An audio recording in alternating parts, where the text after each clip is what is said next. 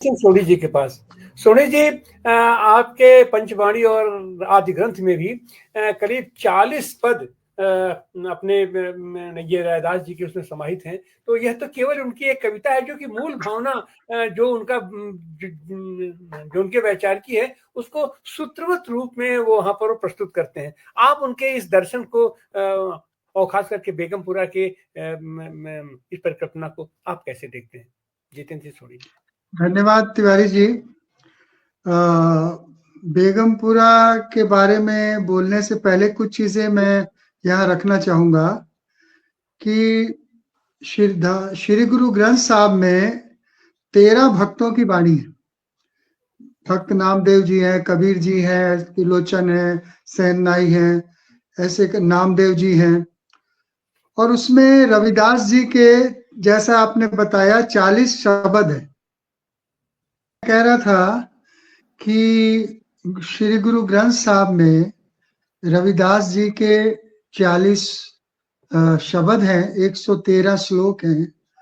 और इसके अलावा श्री गुरु ग्रंथ साहब में 13 भक्तों की वाणी है। कबीरदास जी की है, त्रिलोचन जी की, नामदेव जी की, धन्ना भगत की, इस तरीके से 13 भक्तों की वाणी है।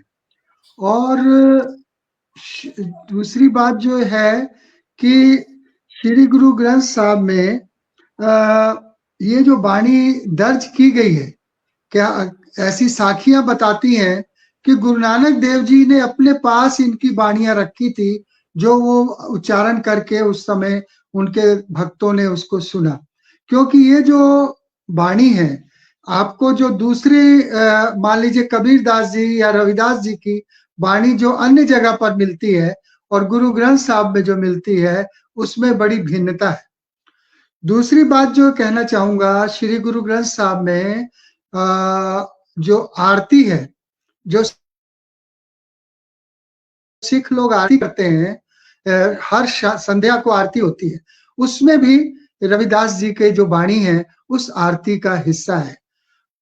तीसरी बात जो है कि गुरु ग्रंथ साहब में 6 गुरुओं की वाणी है, 13 भक्तों की वाणी है।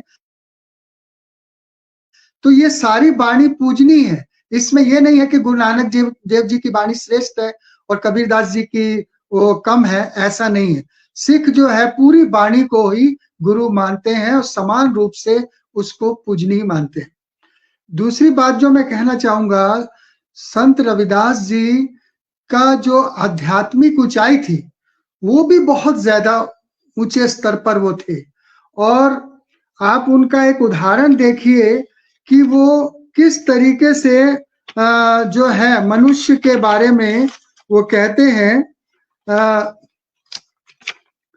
कि अरे बाप रे, उसमें कहते हैं मनुष्य के शरीर के बारे में, जल की भीत पवन का थंबा, रक्त बूंद का गारा, हाड़ मांस नाड़ी का पिंजर, पंखी बसे बिचारा, प्राणी क्या तेरा मैं क्या मेरा। इस तरीके से शरीर के बारे में बताते हैं कि ये जो है जल की दीवार के बीच में पवन का थंबा चल रहा है और पूरा रक्त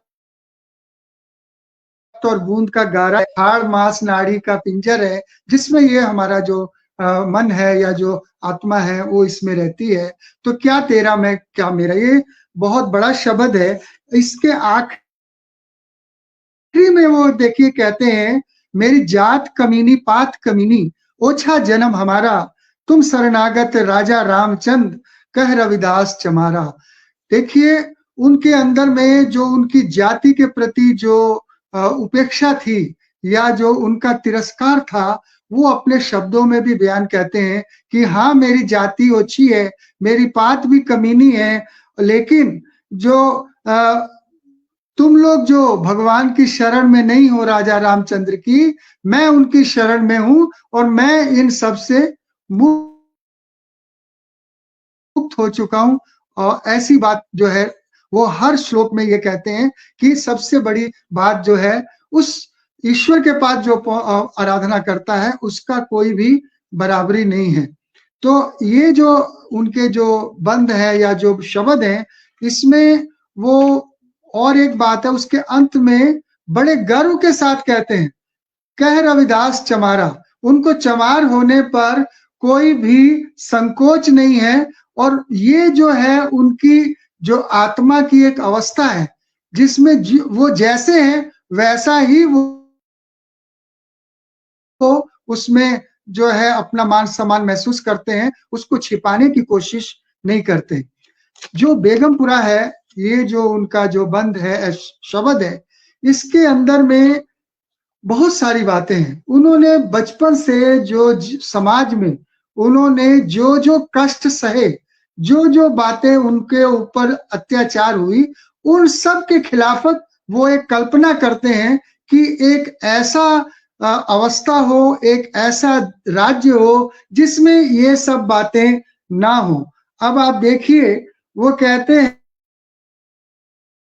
हैं कि जहां पर ना कोई दुख हो, ना चिंता हो, ना कोई घबराहट हो, क्योंकि वो जीवन भर घबराहट के दौर से गुजरे। फिर कहते हैं वहां पर जायदाद के ऊपर कोई टैक्स ना हो। लगान की जो समस्या है किसानों के साथ, वो कितनी गंभीर थी कि वो कल्पना में कहते हैं कोई लगान, कोई टैक्स ना हो, और कोई डर ना हो, पाप का कोई उसमें खतरा ना हो, और दूसरे और तीसरे का कोई भेद ना हो, समानता का व्यवहार हो उस राज्य में, और एक दूसरे से सारे परिचित हो, महल में जाने के लिए कोई रुकावट ना हो, क्योंकि उन्हें जीवन भर एक जगह से दूसरी जगह जाने में रुकावट जो महसूस हुई, उन सारे जो कष्टों को उन्होंने सहा, उन सब को इस शब्द के अंदर में जो है रविदास जी रखते हैं। वास्तव में ये उनका एक प्रतिकार है जुल्म के खिलाफ, और एक ऐसी कल्पना है। यूं तो ये कल्पना प्राचीन काल से एक आदर्श राज्य की कल्पना चलती आई है। मूसा ने से बाद में भी मार्क्स तक ये कल्पनाएं हुई हैं, और रविदास जी की भी जो आदर्श राज्य की कल्पना है, देखा जाए तो इसके जो मूल तत्व हैं वही हमारे संविधान का आधार है। आप यदि प्रियम्बल पढ़े संविधान का, उसमें भाईचारा की बात करते हैं, तो रविदास जी भी भाईचारा की बात करते हैं, समानता की बात करते हैं, जहां सब समान हो, और फिर कहीं कोई भी व्यक्ति कहीं भी आने जाने का बेरोक टोक हो, उसे कोई रुकावट ना हो। यदि हम ये कहें कि संविधान की जो मूल अवधारणा है वो रविदास जी के इस बेगमपुरा से ली गई है, तो इसमें कोई अतिशयोक्ति नहीं होगी। तो इस तरीके से आज जो उस महान संत के बारे में हम लोग चर्चा कर रहे हैं, और इनके वाणी में इतनी गहराई है और इतने डायमेंशन है, यदि हम इसको चर्चा करते रहेंगे तो घंटों हमको चर्चा कर सकते हैं इनके ऊपर। और दूसरी जो बात है, इनकी जो 40 जो शब्द हैं, आप एक से एक आप देखेंगे, उसमें इतना आध्यात्मिक जो कहना चाहिए कि ईश्वर से जो भक्ति इतने लीन थे वो, जो इनके बारे में कहा। डॉक्टर सुनीलम, मैं तो केवल एक ही बात कहूंगा। बहुत अच्छी चर्चा हुई, सभी विचार आ गए हैं। मैं केवल एक बात ये कहूंगा कि असल में पूरा विचार समाजवाद का विचार है, और समाजवाद हमारे संविधान में लिखा हुआ है। लेकिन इसको जो है धरती पर उतारने के लिए जो विल पावर चाहिए, जो इच्छा शक्ति चाहिए, और जो विचार चाहिए, वो असल में देश के शासकों के अंदर नहीं है। एक बेगमपुरा अगर हम नहीं बना पाए कायदे से, तो ये देश ही बेगमपुरा होना चाहिए था। भाई कल्पना तो हमारी यही है ना, बाबा साहब की कल्पना जो है, जो पूरी कल्पना जो कॉन्स्टिट्यूशन की कल्पना है, वो क्या है? वो तो एक भेदभाव से ऊपर उठ करके ही पूरा एक समाज बनाना है, देश बनाना है, यही तो पूरी कल्पना है। लेकिन वो कल्पना हमारे को हम एक गांव में स्थापित नहीं कर पाए। गांव जो है वो आज भी भेदभाव का केंद्र अगर बने हुए हैं, तो इसके लिए कौन जिम्मेदार है? वो लोग जिम्मेदार हैं जो 76 वर्षों से राजपाट करते रहे हैं। तो हम लोग जयंती मना सकते हैं, रविदास जी के मंदिर बना सकते हैं, लेकिन असल में कम से कम जो शासक वर्ग के लोग हैं वो तो इस बात के हकदार नहीं हैं, क्योंकि उन्होंने इस दिशा के अंदर कोई भी काम नहीं किया है। तो मुझे लगता है कि बेगमपुरा का जो पूरा कॉन्सेप्ट है, जो पूरा विचार है, वो विचार कॉन्स्टिट्यूशन के अंदर जो प्रावधान है उसी का एक तरीके से अमली जामा पहनाने का एक अवधारणा है, एक तौर तरीका है, लेकिन उसके ऊपर कोई काम करने को जो तैयार नहीं है।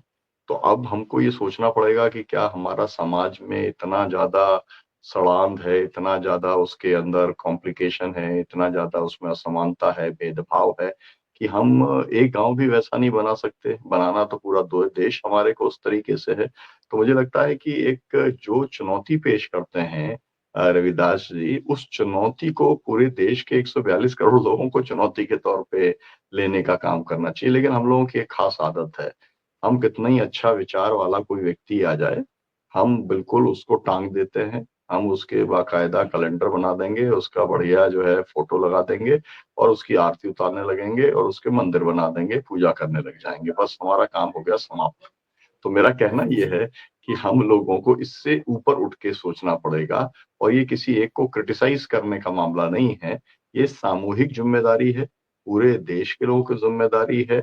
और ये जो बात अभी मायाताई कह रही थी कि भाई जो है अगर बाबा साहब हैं तो बाबा साहब तो अम्बेडकरवादी ही करेंगे, कुछ रविदासी ही जो है रविदास जी के बारे में कुछ करेंगे, कबीर पंथी ही जो है कबीर के बारे में करेंगे।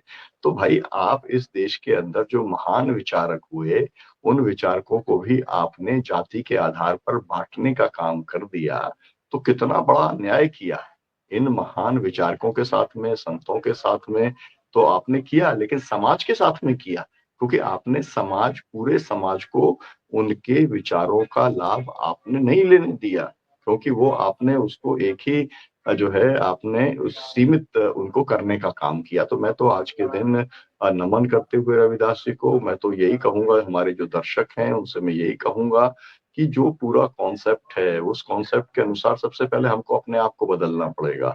हमको भेदभाव पूर्ण हमारा जीवन ना हो, हमारी दृष्टि में कहीं पर भेदभाव ना हो, ये हमारे को जीवन अपनाने का काम करना पड़ेगा। तो पहले तो हम संकल्प लें, अपना इस विचार को आगे बढ़ाने का काम करें, तब कोई बेगमपुरा की परिकल्पना जो है वो कहीं साकार होने की दिशा में हम आगे बढ़ सकते हैं। अन्यथा जो है रविदास जयंती पे हम लोग कार्यक्रम जरूर कर लेंगे, लेकिन उस दिशा के अंदर जैसे 76 वर्ष में आगे नहीं बढ़े, वैसे ही हम जो है ये यथास्थितिवाद के साथ में रहेंगे, वैसा ही भेदभावपूर्ण हमारा जीवन बना रहेगा। बहुत शुक्रिया तिवारी जी आपका समय देने के लिए। जितेंद्र सोढ़ी जी, जितेंद्र सोढ़ी जी अपनी बात पूरी कीजिए।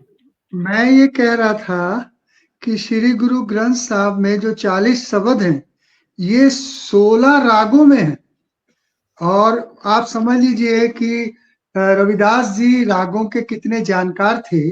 उन्होंने श्री राग में लिखा, राग गौड़ी में लिखा, आशा में लिखा, गुजरी, सोरठ, धनाश्री, जैतश्री, राग सुई, बिलावल, राग गौड़, रामकली, राग मारू, राग केदारा, भैरव, बसंत, मल्हार।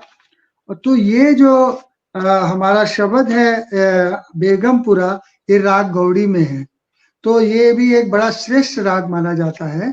तो मैं ये कह रहा था कि वो जो जिस आध्यात्मिक ऊंचाई पर थे, और वो अब जैसा आपने गंगा के बारे में बताया, वैसा ही उनके बारे में एक साखी है कि एक बार संत लोग बोले कि ये तो अभी काम वाम भी करना कम कर दिए, तो आमदनी बहुत कम हो गई। तो एक बार संत उधर से गुजर रहे थे तो उनके घर में पारस पत्थर छोड़ दिए कि भाई ये लोहे पे लगा के और अपना काम चलाएंगे, और जो इनके यहाँ मेहमान आते हैं उनकी सेवा करेंगे। तो 13 महीने बाद जब संत लौटते हैं तो बोले हम जो पत्थर देके गए थे वो कहाँ है? तो बोले पत्थर वो तो वहीं रख दिए थे छत में, खपड़े के बीच में, छानी में। तो इस तरीके का उनका निर्मोही विचार था, और उनमें कोई भी कहना चाहिए कि जो असली मायने में सच्चे संत होते हैं उस तरीके के रविदास जी थे। और जीवन में उन्होंने काफी कष्ट भी सहे और उसके बाद उनको सम्मान भी मिला है। और वो उसके लिए जो है भगवान को श्रेय देते हैं कि मैंने जो तेरी आराधना की उसके चलते आज ब्राह्मण जो है बनारस के वो भी मेरे को नमस्कार करते हैं रविदास को, क्योंकि बाद में उनका जो सम्मान जो था रविदास जी का काफी हुआ।